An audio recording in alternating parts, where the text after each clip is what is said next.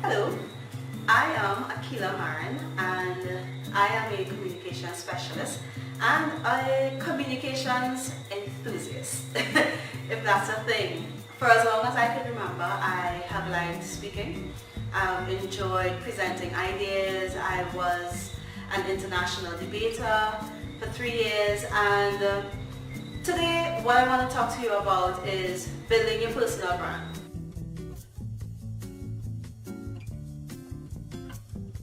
And when I say building your personal brand, I'm talking about not just your online brand.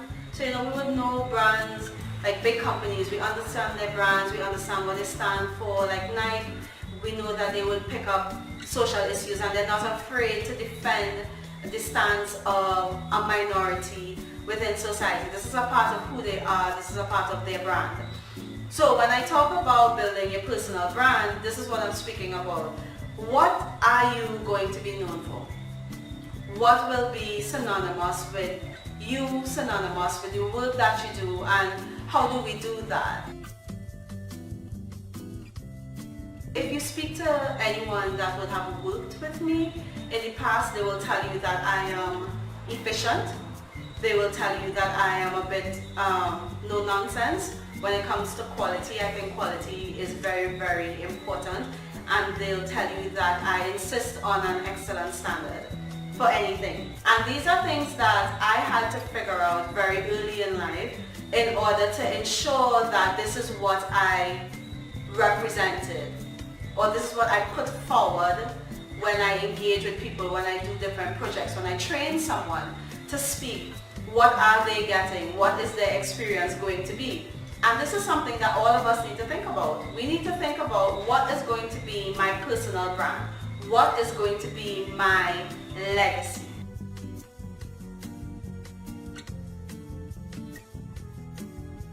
Recently, Chadwick Boseman passed away, and that shocked the world. I think it's safe to say that it shocked the world. It shocked a lot of people. However, in his death, a lot of stories came to life. His legacy was really highlighted, came to the forefront, because now we started looking at what do we remember about him? What did we love about him? We loved that he was able to bring black people and black culture to the forefront. We loved that he brought an awareness of we are proud to be black. We loved that he did not allow his sickness or his illness to hinder him from having an impact, right? And that would have been his brand. That's who he was. That's who we knew him as.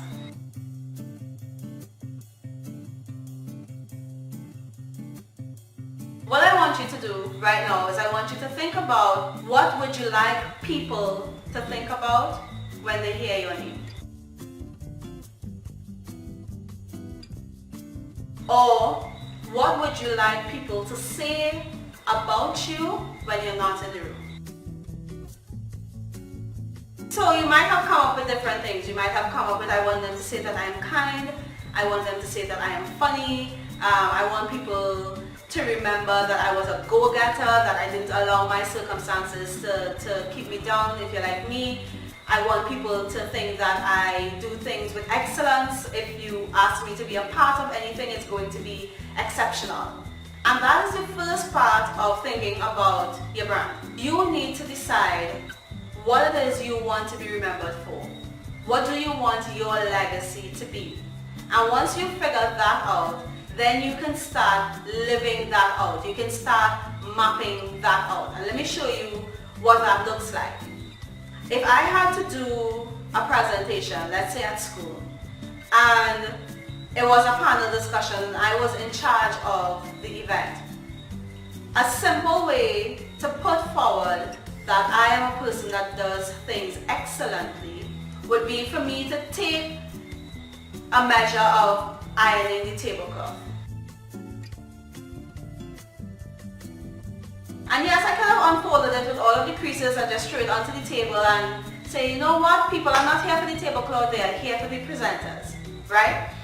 However, going an extra step to make sure that the tablecloth is ironed is me saying that, hey, a part of my brand is me being excellent. So for me, another thing that I do to protect my brand is I don't sign on to things that I feel will not be executed well. So I have boundaries in terms of the type of work I would do and the type of persons that I would work with. What that means for me in building my brand, it means that I won't jump at every single opportunity because I don't want to be associated with something that is poorly done. And if I feel like something is too last minute or someone asked me to speak at an event and they haven't given me enough notice, I'd much rather say no and protect my reputation than say yes, take the opportunity and then do a poor job. What are your boundaries as well as an individual? What are the things that you will absolutely not be associated with? And this can be at any level in life. So in school, it could be, okay, I will not be known for this particular behavior. I will not be known for fighting. So one, I will not fight. Two, if I am somewhere where a fight breaks out, I will at least try to break that fight up. Or three, I will try to avoid places where fights tend to happen. I will not be associated with it. At work, you can decide that a part of your personal branding is that you will not be associated with gossip. Please, I don't have any time for any gossip now. Eh? Yes. Like, my integrity depends on it, especially as a manager. I cannot afford to be even thought of as a person that gossips. So I will not entertain gossip. I will shut gossip down. It doesn't matter who is bringing information to me. If it's in the form of gossip, I don't want any part of it. Why? Because this is going to hurt my brand.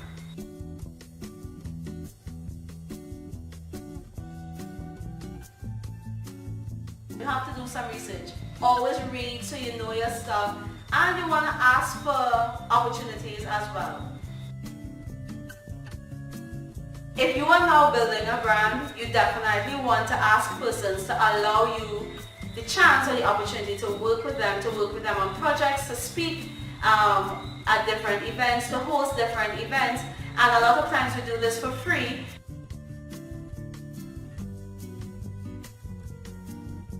And it's not because you are not valued or you can't place a value on the work that you're doing. It's because the opportunity is going to take you a lot further than any paycheck would. Because if I have to pitch to an organization that I am the best person to host the event, and I haven't hosted any events before, then I don't have a reputation. There's nothing for them to build off of. There's nothing for them to reference, right? However, if I host 10 free events and they all turned out well, and I got stellar reviews from persons who would have attended the event, then when I actually pitch myself to a client to host their event, I now have references to say, listen, I hosted this event, this event, this event, this event, this is what the feedback would have looked like.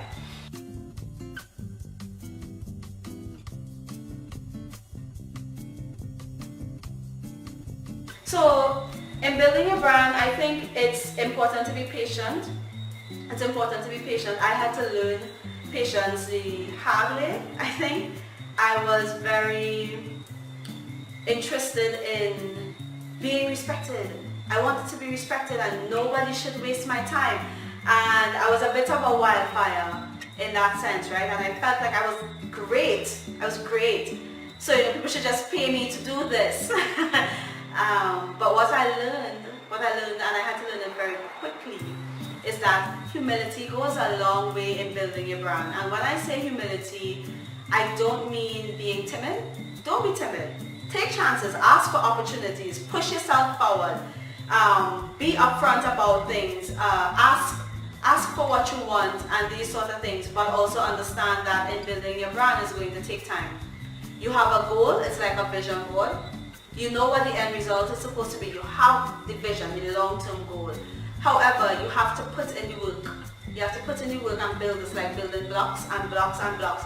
And you're going to learn, because what you would do is you would realize that over time, you would learn some lessons while going through this process. You learn what to do, what works well and how to do more of that, but you'll also learn what doesn't work well and how to avoid it.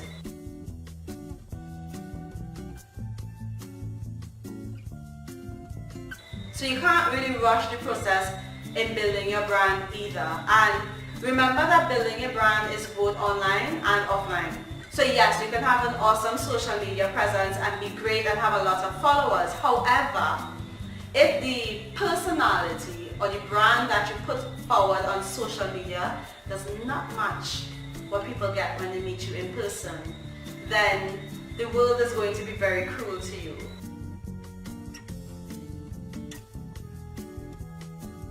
So I'm Trinidadian and I studied in Jamaica for 2 years, and when I came home I knew that I wanted to have a company. I knew that I love working with people, I love training people in public speaking, I love coaching people, and I have all these brilliant ideas in terms of communications and how to use research to help build brands and all of these things. And I didn't necessarily want to have to work at an 8 to 4 job the rest of my life, right? So I started a company.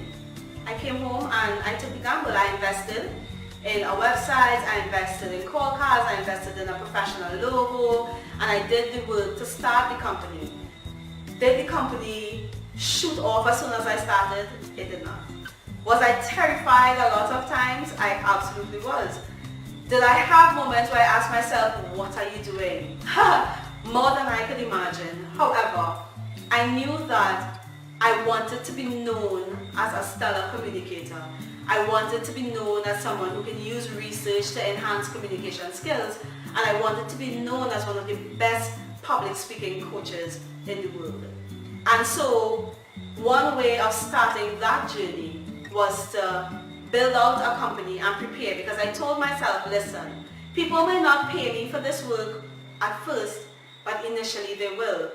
And when they decide, or when I get to that point where persons are paying me, I need to have certain things in place. And so I invested in myself and started my company and started building my brand. I started asking for opportunities to train persons. I started volunteering for different events in the communications department so that I can get the experience. And more than that, I was very open to learning.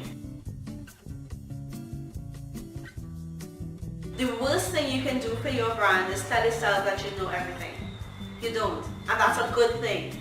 Step into every room, step into every conversation, step into every space with an attitude of, I know some things, but I don't know everything, and I can learn from everyone, and you're going to go places. That attitude is going to take you in front of a lot of people, because you're going to ask questions, you're going to be genuinely interested when people are speaking to you or sharing their ideas, and you're not going to be quick to dismiss persons, especially persons that you feel aren't as educated as you or don't have as much experience.